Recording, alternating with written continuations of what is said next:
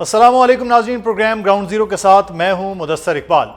Iran अमरीका मुज़ाकरात का दूसरा दौर मुसलसल अगर मगर का शिकार था, लेकिन आज नायब वज़ीर आज़म इसहाक डार और फील्ड मार्शल सैयद आसिम मुनीर की ईरानी वज़ीर ख़ारजा अब्बास अराग़ची से टेलीफोनिक गुफ्तगू के बाद उम्मीद की एक नई किरण फूटी। पाकिस्तान की सिविल और अस्करी क़यादत के साथ गुफ्तगू के बाद ईरानी वज़ीर ख़ारजा अब्बास अराग़ची ने पाकिस्तान के दौरे का ऐलान कर दिया, जबकि अमेरिका की सिक्योरिटी और लॉजिस्टिक टीम पहले से ही इस्लामाबाद में मौजूद है और इत्तलात ये भी हैं कि अमेरिकी वफ्द भी जल्द इस्लामाबाद के लिए रवाना होगा। यानी इस्लामाबाद एक बार फिर मरकज़े निगाह बनने जा रहा है, जहां मशरिक़ वस्ता में जारी तनाज़े के हल के लिए सफारतकारी को एक और मौका दिया जाएगा।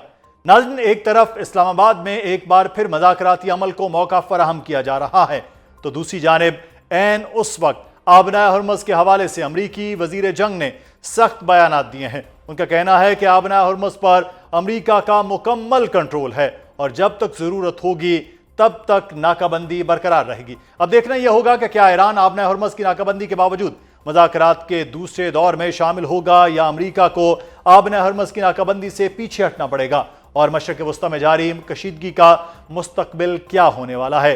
बात करेंगे, हमारे साथ मौजूद हैं सीनियर तजज़ियाकार एसएम हाली साहब और एशिया वन के ब्यूरो चीफ अनस मलिक ने भी हमें ज्वाइन किया है। आप दोनों अहबाब का बहुत शुक्रिया। सबसे पहले तो खबर ले लेते हैं, वैसे थे एक रिपोर्टर अनस आपसे कि कुछ देर पहले ये हुआ कि अब्बास अराग़ची हैं, वो आ रहे हैं, शायद ये भी कहा जा रहा है कि करीब हमारे चंद एक घंटे में वो पाकिस्तान भी पहुँच जाएँ, तो क्या वाकई वो आ रहे हैं और ये मुलाकात बराह रास्त होगी या बराह रास्त का मामला नहीं है? सिर्फ अब्बास अराग़ची क्यों आ रहे हैं? पहले पिछली बार वफ्द बड़ा था, क्या खबरें हैं? बहुत बहुत शुक्रिया Mustafa for having me on the show. देखें, दो तीन पहलू हैं अब्बास अराग़ची के विजिट के। एक तो इनका ये इस दौरे का डायरेक्टली अमेरिका ईरान मुज़ाकरात से लेना देना नहीं है। ये एक दो तरफ़ा दौरा है जो कि ईरानी साइड कह रही है, इसको बायलैटरल विजिट कह रहे हैं। और इस दौरे की कॉम्पोजिशन बड़ी इंटरेस्टिंग है। वो पहले इस्लामाबाद आएंगे, इस्लामाबाद से वो मस्कत जाएंगे और मस्कत से मॉस्को जाएंगे। अब इस्लामाबाद, मॉस्को और मस्कत के रोल के ऊपर मैं पहले बात कर लेता हूँ, फिर मैं आपको इस्लामाबाद, क्योंकि वो आपको पीस ऑफ द पजल में फिट हो जाता है। Muscat as a quiet mediator के तौर पे एक्ट किया और टेक्निकल एक्टर नहीं था JCPOA के दरमियान में, जब वो 2013 से 2015 तक नेगोशिएट हुआ। मस्कत ने 2011 से 2013 तक अब क्वाइटली नेगोशिएशंस को, बैक चैनल टॉक्स को फैसिलिटेट किया था। तो ईरानी साइड का मस्कत के ऊपर काफ़ी ज़्यादा इस मामले पे एतबार है।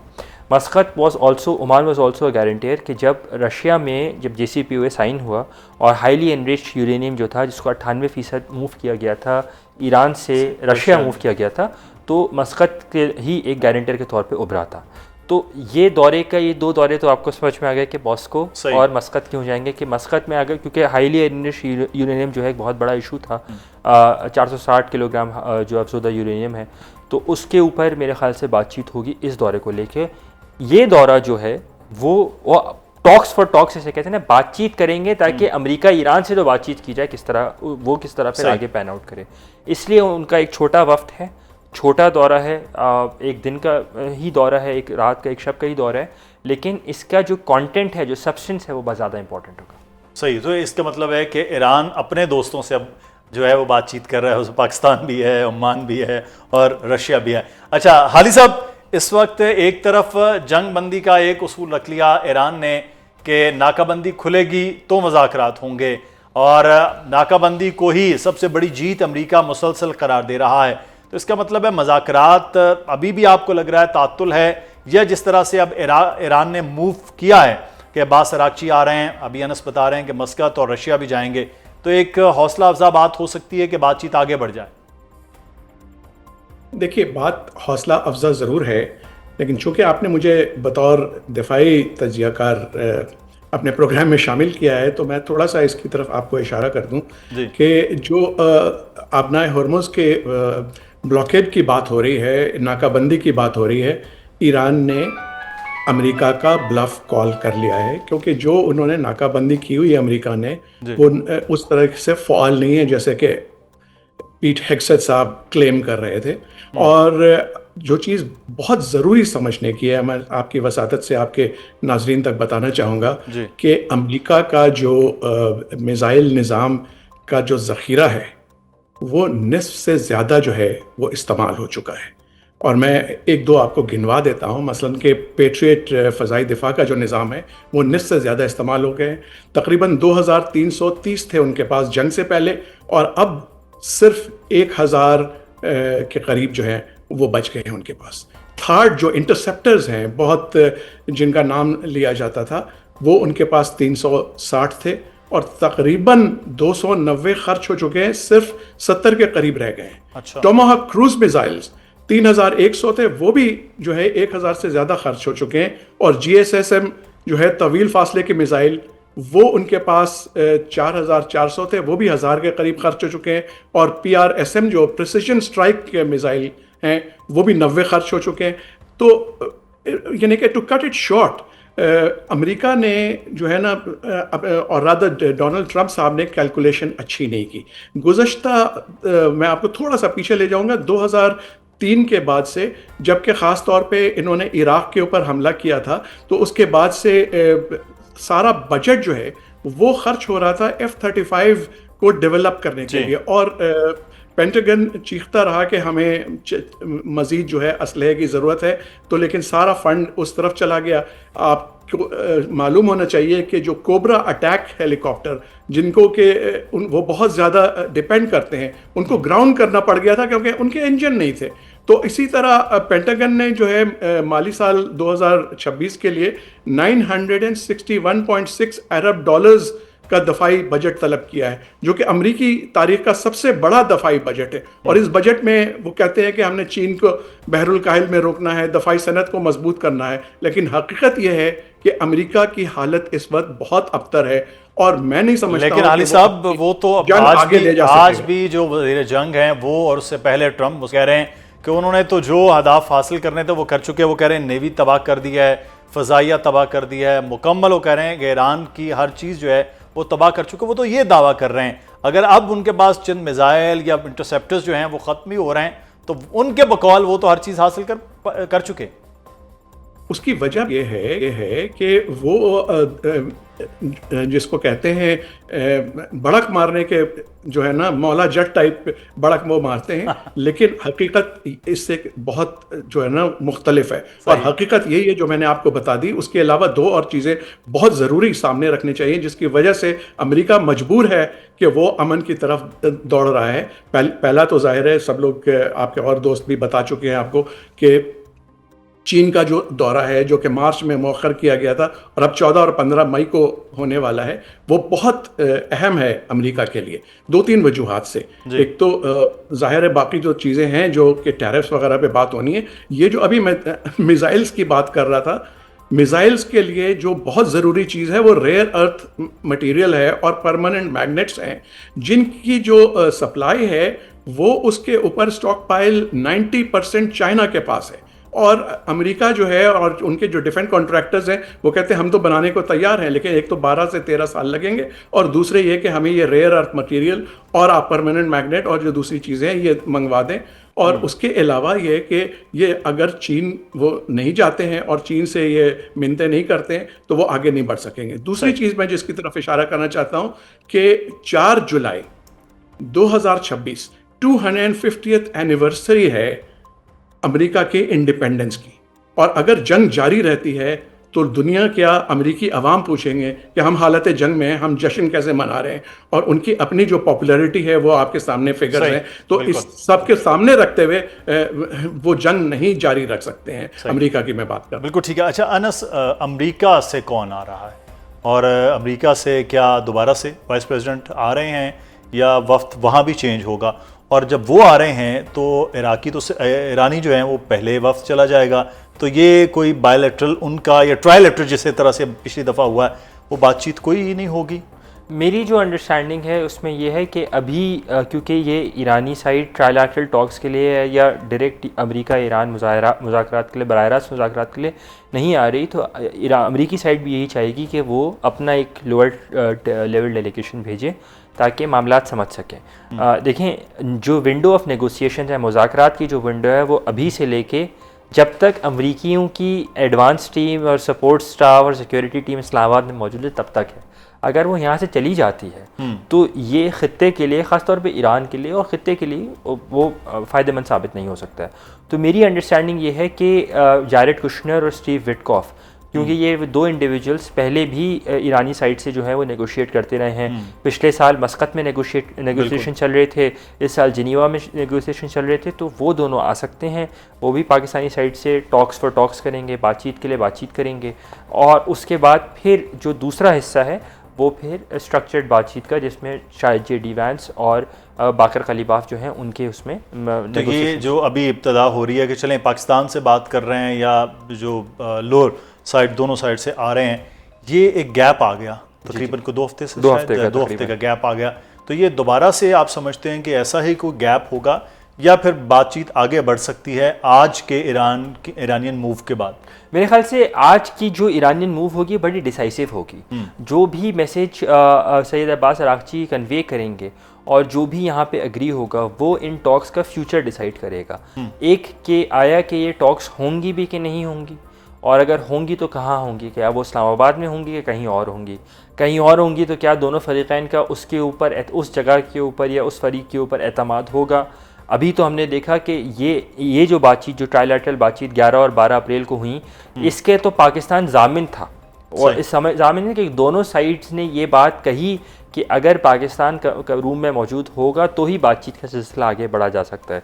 तो आज होने वाली जो मुलाकात है, आज रात गई जो मुलाकात होगी ईरानी वज़ीर ख़ारजा सैयद अब्बास अरागची की पाकिस्तानी हम मनसब से, सियासी अस्करी क़यादत से, वो बड़ी डिसाइसिव होगी इस पूरे मुज़ाकरात के कोर्स को लेके। और अगर तो ईरानी लीडरशिप इस बात को कन्वे करती है, जिस तरह मस्कत और मॉस्को के दौरे उनके अगर अच्छे चले जाते हैं, बहुत सारे अगर हैं यहाँ पे, तो मेरे ख्याल से इतवार पीर तक या अगले हफ्ते के अवाइल में हम जो इन पर्सन बातचीत, बराह रास्त मुज़ाकरात जो है वो देख सकते हैं। बहुत शुक्रिया अनस मलिक, आप हमारे साथ मौजूद थे। SM आली साहब, आपका भी बहुत शुक्रिया। एक वक्त था और ज़्यादा पुराना भी नहीं जब वॉशिंगटन की फ़ज़ा में इंडिया की गूंज सुनाई देती थी, जब डोनाल्ड ट्रंप के लबों पर भारत की तारीफ़ें किसी मुसलसल तराने की तरह जारी रहती थी, जब सबसे बड़ा जमहूरी मुल्क, अजीम पार्टनर और उभरती हुई ताकत जैसे अलकाबात अमरीकी बयानिए का हिस्सा बन चुके थे। उस दौर में भारत को सिर्फ एक इत्तेहादी नहीं बल्कि एक स्ट्रेटेजिक ख्वाब के तौर पर पेश किया जा रहा था। एक ऐसा ख्वाब जिसमें एशिया का तवाज़ुन नई दिल्ली के पलड़े में झुकता नजर आता था। मगर तारीख के धारे हमेशा एक जैसे नहीं रहते। कभी कभी एक वाकया, एक मार्का, एक लम्हा पूरे बयानिए को बदल देता है। और फिर वो लम्हा आया, एक ऐसा मार्का जिसमें दावे टूटे, गरूर बिखरा और हकीकत ने प्रोपेगेंडे का चेहरा नोच डाला। वो मार्का जिसमें भारत को पाकिस्तान के हाथों ऐसी शिकस्त का सामना करना पड़ा जिसकी गूंज सिर्फ मैदाने जंग तक महदूद न रही बल्कि आलमी सियासत के ऐवानों तक सुनाई दी। वो लम्हा जिसने सिर्फ ताकत का तवाज़ुन नहीं बदला बल्कि ताल्लुकात की हरकियात भी तब्दील कर दी। यहां से कहानी पलटती है। वही ट्रंप जो कभी भारत की तारीफों में जमीन व आसमान के कलाबे मिलाता था, अब एक नए अंदाज में सामने आता है। एक ऐसा अंदाज जिसमें तारीफ की जगह तंज ने ले ली और तारीफों के पुल की जगह सवालिया निशान खड़े हो गए। और यह तब्दीली किसी सफारती आदाब के पर्दे में नहीं बल्कि खुलेआम, दो टोर, बेलाग अंदाज में जाहिर हुई। कहानी सिर्फ यहां खत्म नहीं होती, यह तो बस आगाज है। ट्रंप ने इस मार्के के बाद भारत को जिस तरह मुखातिब करना शुरू किया वो महज तनकीद नहीं थी बल्कि एक तरह की अवामी तजलील थी। रोज गिरने वाले तैयारों का जिक्र, और वो भी गिन गिन कर। किसी हादसाती बयान का हिस्सा नहीं था बल्कि एक सोचा समझा पैगाम था। एक ऐसा पैगाम जिसमें यह बताया जा रहा था कि जो मुल्क खुद को खित्ते के सुपर पावर समझता था वो अपनी बुनियादी दिफाई सलाहियतों में भी नाकाम नजर आया। वो इस बारे में क्या कहते थे, देखते। ये वो लम्हा था जब भारतीय मीडिया के चेहरों पर पहली बार वाज़े बेचैनी दिखाई दी। वो मीडिया जो कभी ट्रंप के हर जुमले को स्ट्रेटेजिक कामयाबी बनाकर पेश करता था, अब इन्हीं जुमलों से जख्म खा रहा था। फिर अगला वार आया और यह भी पहले से ज्यादा गहरा था। भारत की शाइनिंग इकोनॉमी जो बरसों से एक नारे, एक ख्वाब और एक आलमी बयानिए के तौर पर बेची जा रही थी, इसे ट्रंप ने एक ही झटके में चैलेंज कर दिया। भारी टैरिफ का ऐलान, फिर इसमें जुज़वी नरमी और साथ ही साथ ऐसी शराइत के गोया नई दिल्ली की मुआशी खुद मुख्तारी किसी और के हाथ में चली गई हो। यह सिर्फ तिजारत नहीं थी, ये डिक्टेशन थी। रूस से तेल खरीदना या नहीं, अगर खरीदना है तो कितना, किस कीमत पर और किन शराइत के साथ, ये सवालात नहीं थे, ये अहकामात थे। और यही वो मकाम था जहां भारत को पहली बार महसूस हुआ कि आलमी सियासत में दोस्ती का मतलब बराबरी नहीं होता, बल्कि अक्सर ताकत के तवाजुन से तय होता है। और जब तवाजुन बिगड़ जाए तो ताल्लुकात की नौइयत भी बदल जाती है। इस बार अमेरिकी सदर क्या कहते हैं? मगर नाज़रीन, कहानी अपने उरूज पर अभी नहीं पहुंची। जब भारत इन मुआशी और सिफारती झटकों से संभलने की कोशिश कर रहा था, तब एक और बयान आया, ऐसा बयान जिसने न सिर्फ नई दिल्ली बल्कि पूरे भारतीय मीडिया को हिला के रख दिया। ट्रंप ने भारत को जहन्नुम से तशबीह दे दी। ये महज एक लफ्ज नहीं था, ये एक इस्तारा था, एक ऐसा इस्तारा जो इस बयानिए के बिल्कुल उलट था, जो बरसों से तामीर किया जा रहा था। शाइनिंग इंडिया से जहन्नुम तक का सफर सिर्फ अल्फाज का नहीं, बल्कि आलमी तासुर का सफर था। और यही वो लम्हा था जब भारतीय मीडिया, जो पहले ही तिलमिलाया बैठा था, अब खुलकर रद्द अमल देने लगा। स्क्रीनों पर गुस्सा, तज्जियों में तलखी और बयानियों में दिफाई अंदाज साफ झलकने लगा। वही मीडिया जो कल तक ट्रंप के हर जुमले को भारत की जीत करार देता था, आज उन्हीं जुमलों को गैर जिम्मेदाराना, मुतास्सिबाना और नाकाबिले कबूल करार दे रहा था। यह तजाद खुद एक कहानी बन चुका था। मगर सवाल यह है कि भारत ने क्या किया? क्या इसने खामोशी इख्तियार की? क्या इसने नजरअंदाज किया? या फिर उसने वही किया जो एक दबाव में आई हुई रियासत करती है, मनाने की कोशिश? हजारों जतन किए गए, सफारती सतह पर रवाबित, बयानात में नरमी, पसपर्दा राब्ते और हर मुमकिन कोशिश के किसी तरह ट्रंप का लहजा नर्म हो जाए। मगर मसला यह था कि अब हालात बदल चुके थे। अब वो ट्रंप नहीं थे जो तारीफों के पुल बांधते थे, अब वो ट्रंप थे जो नतायज देखकर फैसले सुनाते थे, और नतायज भारत के हक में नहीं थे। ये पूरी कहानी दरअसल एक बड़े सबक की अक्कासी करती है कि आलमी सियासत में बयानिए आर्जी होते हैं, मगर हकायक मुस्तकिल। कि ताकत का दावा करना आसान है, मगर इसे साबित करना मुश्किल है। और जब दावा और हकीकत के दरमियान फासला बढ़ जाए तो दुनिया का रवैया भी बदल जाता है। भारत ने शायद यह तवक्को नहीं की थी कि एक दिन वही ट्रंप जो इसके सबसे बड़े मद्दाहों में शुमार होते थे, उसके सबसे बड़े नाकिद बन जाएंगे।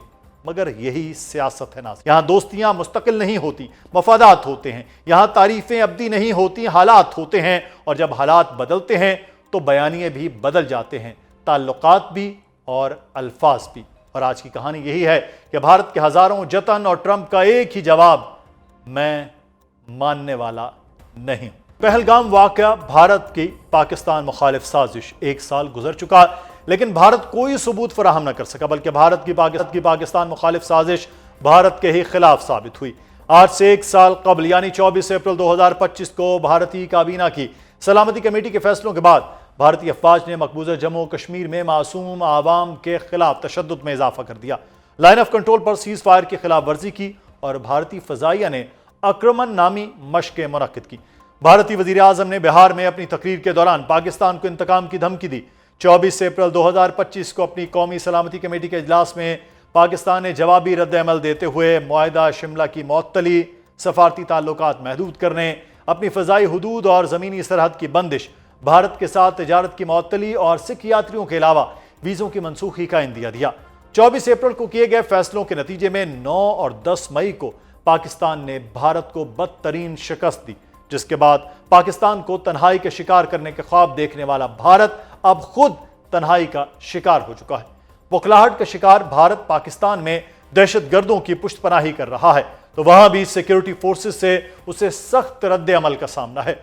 जिला खैबर में सिक्योरिटी और कानून नाफिज करने वाले इदारों ने एक मुश्तरका इंटेलिजेंस बेस्ड ऑपरेशन के दौरान सिक्योरिटी फोर्सेस ने 22 खवारिज को जहन्नुम वासिल कर दिया। अब सवाल यह है कि एक साल गुजरने के बाद भारत कहां है और पाकिस्तान कहां स्टैंड कर रहा है।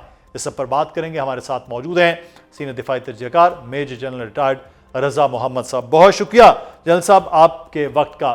आज से ठीक एक साल पहले देखा जाए जब पहलगाम वाक़या हुआ, पाकिस्तान को सफारती तौर पर तनहा करने का भारत का ख्वाब था। आज भारत कहाँ है और पाकिस्तान कहाँ खड़ा है? बहुत शुक्रिया जी। अस्सलाम वालेकुम, मुझे प्रोग्राम में मदऊ करने के लिए। सबसे पहली बात तो ये है जी कि पाकिस्तान आज अल्लाह की मेहरबानी से हमारी जो मिलिट्री क़यादत है, सिविल क़यादत है, हमारा मीडिया, हमारा जो फ़ॉरेन ऑफिस है, उनकी मेहनत से, लगन से आज पाकिस्तान एक बहुत बड़े इज़्ज़त के मुकाम पे खड़ा है। मैं क्यों ये कह रहा हूँ कि वो जंग जिसे यूनाइटेड नेशन ने बंद करवाना था वो नहीं करवा सके। दुनिया की जो ग्रेटर पावर्स हैं बाकी अमेरिका के अलावा, जैसे चाइना है, रशिया है, या खित्ते के ममालिक हैं, या ईयू है, या बहुत सारी और यूनियन से कोई बंद नहीं करवा सका। जी। वो अल्लाह ने पाकिस्तान की क़यादत को ये एजाज़ अता फरमाया। जहाँ तक इंडिया का ताल्लुक है, मोदी साहब का ताल्लुक है और उनकी जमात का ताल्लुक है, उन्होंने पहलगाम का जो फॉल्स फ्लैग ऑपरेशन है ये करके इसका इल्ज़ाम पाकिस्तान के सर थोपने की कोशिश की।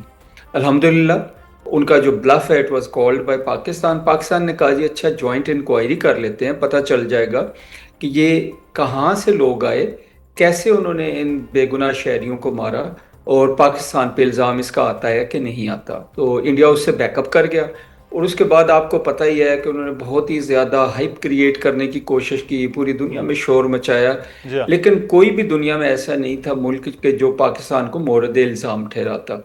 पाकिस्तान ने तो खुद हर सतह पे, सफारती सतह पे, मीडिया में, हर जगह इस एक्ट को कंडेम किया। तो उनकी जितनी कोशिशें थी कि वो पाकिस्तान को सफारती तौर पे तनहा कर दें, पाकिस्तान को लेबल कर दें एक स्टेट स्पॉन्सरिंग टेररिज्म, वो सारी की सारी फेल हो गई। आज पाकिस्तान पूरी दुनिया में माना जा रहा है एक रिस्पॉन्सिबल और मेच्योर स्टेट के तौर पे कि जिसने एक बहुत बड़ी जंग रुकवाई, और पाकिस्तान जो है एक रिस्पॉन्सिबल स्टेट सही। है और जो पीस के लिए काम कर रहा है, अच्छा, वॉर के लिए और इसमें इंस्टेबिलिटी। एक चीज़ मैं आपसे जानना चाहूँगा। आप जॉइंट इंक्वायरी की बात कर रहे हैं, वो तो एक ड्रामा पहलगाम का पूरा था जिसे वज़ीर दिफा ने फॉल्स फ्लैग ऑपरेशन का उस वक्त फर्स्ट टाइम नाम भी दिया था। पाकिस्तान के खिलाफ ये एक ड्रामा था, साजिश थी। उनके पास बड़ी ज़बरदस्त किस्म की एजेंसीज मौजूद हैं, इंटेलिजेंस है, उसके बावजूद ये ड्रामा उन्हीं के खिलाफ क्यों हो गया? जैसे कहते हैं ना झूठ के पाँव नहीं होते। अगर ये सच होता और उनके पास तो प्रूफ्स होने चाहिए थे। इतना बड़ा मुल्क है, टेक्नोलॉजिकली इतना एडवांस्ड है, उसे फाइव आइज की सपोर्ट हासिल है, इंटरनेशनल इंटेलिजेंस बिल्कुल। जो ग्रुप है, फाइव आइज, फाइव बड़ी कंट्रीज का, अमेरिका की सपोर्ट उनको हासिल है, उनको इजराइल की टेक्निकल सपोर्ट हासिल है। तो अगर उनके पास प्रूफ्स होते तो वो दुनिया को दिखाते। उनके पास प्रूफ्स ही नहीं थे सिवाय इल्ज़ामात के। और अगर आपको याद होगा पहलगाम का जब वाक़या हुआ, तो वाक़या होने के आधे घंटे में या उससे भी कम वक्त में उससे कोसों दूर एक जो पुलिस स्टेशन है उस पर FIR भी दर्ज हो गई। बिल्कुल। तो चूंकि उनके पास ना कोई सबूत थे, ना इसके पीछे कोई भी मुहर्रिकात वो साबित कर सके, ना ही वो कोई ये साबित कर सके कि पाकिस्तान से कोई लोग वहाँ पे इंडिया में इन्फिल्ट्रेट करके आए या उन्होंने कोई एक्ट ऑफ टेररिज्म किया। और बाद में भी आपने देखा होगा कि वहाँ पे जो सर्वाइवर्स थे उनकी भी जो रिपोर्ट जो स्टेटमेंट्स थी वो बड़ी कॉन्ट्रेरी थी जो इंडियन गवर्नमेंट का क्लेम है। तो मुख्तसरन ये कि झूठ था, झूठ का पुलंदा था, वो अपने पाँव पे खड़ा नहीं हो सका। पाकिस्तान जो था उसका स्टांस जो था रियल था।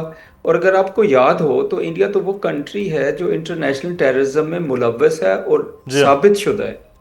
कनाडा में उन्होंने सिख रहनुमा को बिल्कुल। कत्ल करवाया और जो कैनेडियन प्राइम मिनिस्टर थे जस्टिन ट्रूडो, उन्होंने फ्लोर ऑफ द हाउस पे आके ये क्लेम किया, बल्कि ये असर्ट किया कि ये ऐसे हुआ है।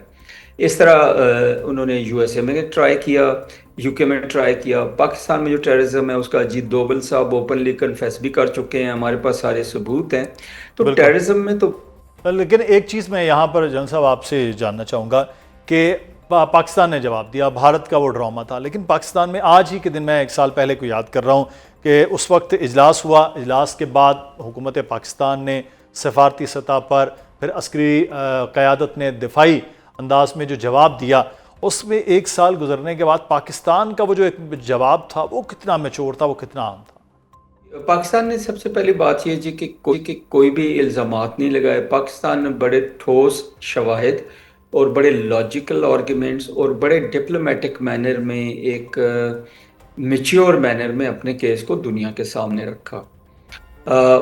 ख्वाह पाकिस्तान की मिलिट्री क़यादत थी, ख्वाह पाकिस्तान की सिविलियन क़यादत थी, पाकिस्तान का मीडिया था, उन सब ने बड़ा मैच्योरली बिहेव किया। अगर आपको याद हो तो इंडियन मीडिया तो आई एम सॉरी टू से लगता था कि जैसे कोई सर्कस है कि अभी कोई क्या बात कर रहा है, कोई क्या बात कर रहा है। और जी हाँ। उन्होंने पूरी कोशिश की कि दोनों मुल्कों के दरमियान जो ताल्लुकात हैं उसको जितना जल्दी ख़राब कर सकें किया, और फिर हवा दे रहे थे। अल्टीमेटली ज़ाहिर है आपको कि वो नतीजा वही निकला कि इंडिया ने एक कोशिश की पाकिस्तान के ऊपर हमला करने की, मिसाइल दागे, उनकी एयरफोर्स आई, जिसका पाकिस्तान ने बड़ा बहुत ही इफ़ेक्टिव जवाब दिया। और आज तक पूरी दुनिया इस बात की मोतरफ़ है कि पाकिस्तान की एयरफोर्स ने, पाकिस्तान के ग्राउंड फोर्सेस ने इस कदर स्ट्रॉन्ग रिस्पॉन्स दिया उनको कि उनको मजबूरन चंद घंटों के अंदर सीज़ फायर के लिए वाशिंगटन को बिल्कुल। अच्छा, इसमें जब चीज़ें पाकिस्तान पर तो वो एक टेररिस्ट कंट्री का इल्ज़ाम लगाते रहे, दूसरा इस सारे अमल से कश्मीर कॉज को जो नुकसान पहुंचाने की उनकी कोशिश थी, भारत जो है इसमें कितना नाकाम हुआ? अगर आप उसके ऑब्जेक्टिव्स देखते हैं, ये जो पहलगाम फॉल्स ऑपरेशन था या इसी तरह की और जो फॉल्स फ्लैग ऑपरेशंस पहले भी इंडिया करता रहा जी है, हाँ। उन सब का स्ट्रेटजिक ऑब्जेक्टिव ऑलमोस्ट एक ही होता है। और इस दफ़ा भी उनका पहला ऑब्जेक्टिव तो ये था, उसका सारे का सारा मकसद था कि पाकिस्तान को दुनिया में बदनाम किया जाए और पाकिस्तान को एक कंट्री जो कि टेररिज्म को एक्सपोर्ट करता है उसके तौर पे और इंडिया में इंस्टेबिलिटी क्रिएट करना चाह रहा है उसके तौर पे उजागर किया जाए या दुनिया में उसको प्रोपिगेट किया जाए, जिसमें वो नाकाम हुए। दूसरा इसका टारगेट जो था वो कश्मीर कॉज है कि जाहिर है कश्मीर कॉज जो है उसको ब्लेम करना है। पाकिस्तान का जो स्टांस है और जो कश्मीरियों का स्टांस है कि ये एक इंडिजिनस स्ट्रगल है कश्मीरियों की जो आज़ादी के लिए है, और आज़ादी किसके आगे के एक ऑक्यूपेशन फोर्स है जो वहाँ पे कब्जा जमा के बैठी हुई है, 7 से 8 लाख फौजी हैं, और कहा जाता है कि हर एक फौजी जो है 5 बंदों के ऊपर वो तैनात है। तो उनका दूसरा ऑब्जेक्टिव ये था कि कश्मीर जो मूवमेंट है उसकी बेसिस को इंडिजिनस से ये साबित किया जाए ये कोई एक्सटर्नल लिंकेजेस है जिसकी वजह से यहाँ पे ये हो रहा है। तीसरी चीज़ ये है कि कश्मीरियों में एक स्केयर क्रिएट करना कि जो कश्मीरी लोग स्ट्रगल कर रहे हैं उनके अंदर ये खौफ क्रिएट किया जाए कि अगर आप लोग जो है अपनी आज़ादी की जद्दोजहद को जारी रखेंगे तो इस तरीके से हम फॉल्स फ्लैग ऑपरेशन करके आपको भी टारगेट कर सकते हैं। तो अल्हम्दुलिल्लाह वो सारी चीज़ों में नाकाम रहे, ऑल्दो उसको उन्होंने बहाना बना के एक शुरू। सही है, लेकिन जनरल साहब एक चीज़ है कि पाकिस्तान ने 1 साल पहले जो भारत को जवाब दिया था वो, लेकिन वो पाकिस्तान के खिलाफ डायरेक्ट जंग नहीं कर सकते। अब वो सपोर्ट कर रहे होते हैं किसी तरह से, फितनतुल खवारिज, फितनतुल हिंदुस्तान है। पाकिस्तान ने खैबर एजेंसी बड़ा ज़बरदस्त किस्म का एक ऑपरेशन किया, 22 दहशत गर्दों को वहाँ पर भी हलाक किया। ये इस ऑपरेशन को आप कैसे देखते हैं? और भारतीय ये जो चल रही है किसी न किसी तरह से प्रॉक्सी की बाहर, उसको कैसे देखते हैं? सबसे पहले तो मैं ये अर्ज़ करना चाहूँगा जी कि अनफॉर्चुनेटली अफ़गानिस्तान की सरजमीन जो है वो इस्तेमाल हो रही है। और यूनाइटेड नेशन की रिपोर्ट आपको याद होगा कि यूनाइटेड नेशन ने ये रिपोर्ट बनाई और पब्लिश की कि 21 टेररिस्ट ऑर्गेनाइजेशंस हैं जो अफ़गान की सरजमीन पे पनाह लिए हुए हैं या वहाँ पे उनको सेंचुरीज मिली हुई। और उन्हीं 21 तंजीमों में जो पाकिस्तान के ख़िलाफ़ फितनतुल ख़वारिज, फितनतुल हिंदुस्तान, BLA, BRA, TTP, मजीद ब्रिगेड, ISIS और पता नहीं क्या क्या है, जो एक कॉन्ग्लोमरेट है जो काम कर रही है। लेकिन इन सब के पीछे अगर आप देखें तो इन सारी चीज़ों के लिए बहुत ज़्यादा फंडिंग की ज़रूरत होती है, इक्विपमेंट की ज़रूरत होती है। एक रफ एस्टिमेट के मुताबिक एक जो टेररिस्ट ऑपरेशन होता है वो it could cost up to $50,000 और मे बी $100,000, क्योंकि उसमें बहुत सारे लॉजिस्टिक्स, बहुत सारे लोग इन्वॉल्व होते हैं, बहुत सारी टेररिस्ट ऑर्गेनाइजेशन जो मिलके काम करती हैं। सुसाइड बॉम्बर ढूंढना है, ID बोर्न जो है गाड़ी ढूंढनी है, ये इस तरह की चीज़ें ढूंढनी है। तो इन सारी चीज़ों को जब आप देखते हैं तो इसमें कोई शक नहीं रहता कि ये सारा कुछ जो है प्रॉपर एक फाइनेंशियल सपोर्ट के बगैर नहीं हो सकता। और टेक्नोलॉजिकल सपोर्ट भी उनको हासिल है, उनको इंटेलिजेंस की सपोर्ट भी हासिल है, उनकी गाइडेंस की जाती है, ट्रेनिंग में रहनुमाई की जाती है, टारगेटिंग में। और साथ साथ ये भी होता है कि वो जो फितनतुल ख़वारिज और फितनतुल हिंदुस्तान के लोग जो एक्ट करते हैं वो उसकी वीडियो बना के फौरी तौर पे अपने आकाओं को भेजते हैं कि ज़ाहिर है उन्होंने पैसा जो है वो उसका वो इफ़ेक्ट दिखाना होता है। तो इससे पहले कि पाकिस्तान के मीडिया में किसी भी इंटरनेशनल मीडिया में ख़बर आए, वो चंद सेकेंड्स के अंदर जो है इंडिया से एयर हो रही होती है। तो इन सारी चीज़ों को जब हम देखते हैं तो हमें पता चलता है जी कि इंडिया पाकिस्तान को डिस्टेबलाइज करने में भरपूर कोशिश कर रहा है। और ये चूँकि एक कॉस्ट इफ़ेक्टिव वॉर है, अगर एक नॉर्मल वॉर में आते हैं तो उसमें उनको शिकस्त भी हुई, और जब उनको मार्का हक में शिकस्त होगी तो उनके लिए जो ईजीएस्ट और चीपेस्ट ऑप्शन है वो यही रह जाती है कि वो एसिमेट्रिकल वॉरफेयर में रहें, टेररिज्म को सपोर्ट करें और पाकिस्तान को डिस्टेबलाइज करने की कोशिश करें। और ये सिर्फ पाकिस्तान नहीं है, अगर आप गौर से देखें तो ये चाइना के अगेंस्ट भी है, या बेल्ट एंड रोड इनिशिएटिव के अगेंस्ट भी है, ये सी पैक के अगेंस्ट भी है। ये सारे का सारा जो एक नेक्सस है वो इसलिए है कि अफ़गानिस्तान भी अनस्टेबल रहे, पाकिस्तान भी अनस्टेबल रहे, और बेल्ट एंड रोड इनिशिएटिव और सी पैक कामयाब ना हो। अगर सी पैक कामयाब नहीं होता तो जाहिर है इसका सबसे बड़ा इफेक्ट पाकिस्तान पे है, पाकिस्तान की इकॉनमी पे है, कि पाकिस्तान का जो नेशनल सिक्योरिटी एजेंडा है या कहिए कि नेशनल सिक्योरिटी पॉलिसी है,